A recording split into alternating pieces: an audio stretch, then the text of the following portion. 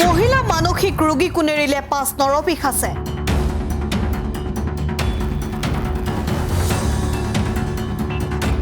কৰিমগঞ্জত আখৰিক ঘটনা মানৱ সমাজক লজ্জানত কৰা এক অমানৱীয় ঘটনা সংঘটিত হ'ল কৰিমগঞ্জত মানসিক ভাৰসাম্যহীন এগৰাকী মহিলা দলবদ্ধ কামনাৰ বলি হ'ব লগা হ'ল কৰিমগঞ্জৰ আৰক্ষীয়ে এই সন্দৰ্ভত আটক কৰিছে 5 যুৱকক জানিব পৰামতে কৰিমগঞ্জৰ কায়স্থগ্ৰাম এলেকাত পথত ঘূৰি ফুৰি থকা এগৰাকী মানসিক ভাৰসাম্যহীন মহিলাক কেইদিনমান পূৰ্বে এই 5টা নৰপিশাচে নিখাৰ ভাগত বলপূৰ্বক এখন অটো ৰিক্সাত উঠাই লৈ গৈছিল পিছতে এই ঘটনাৰ খবৰ লাভ কৰি আৰক্ষী তদন্তত নামি পৰে আৰু ঘটনাৰ সৈতে জড়িত 5টা দুৰ্বৃত্তক আটক কৰিবলৈ সক্ষম হৈছে ধৃত নৰপিশাচ কেইটা নিজৰ কুকৰ্মৰ কথা আৰক্ষীৰ আগত স্বীকাৰ কৰিছে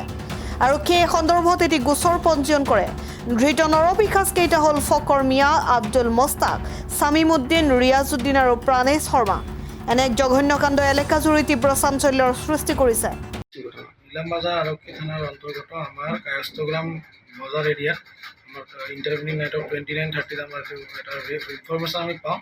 যে 5গৰাকী মানুহ এজন মানে মহিলাক যিজন মানে মেণ্টেলি ৰিটাৰ্ডেড তেওঁক মানে এটেম্প টু ৰেপ কৰে আৰু একৰ্ডিংলি আমি চ'ৰ্চ এংগেজ কৰি আমি 5জন মানুহক আসামিক এপ্ৰিহেণ্ড কৰোঁ তেওঁলোক কৰায়ত্ব কৰিছোঁ তেওঁৰ নাম প্ৰণেশ শৰ্মা সামিমুদ্দিন ফকৰ মিয়া আব্দুল মোস্তাক ৰিয়াজুদ্দিন ইণ্টাৰগেশ্যনত গম পাওঁ যে তেওঁলোকে 5জনে দলবদ্ধ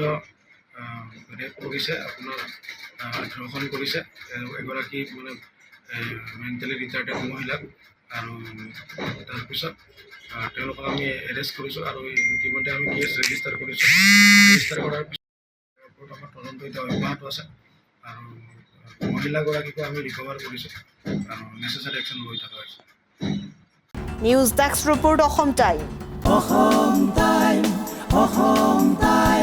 ৰাইজৰ কণ্ঠ অসম টাইম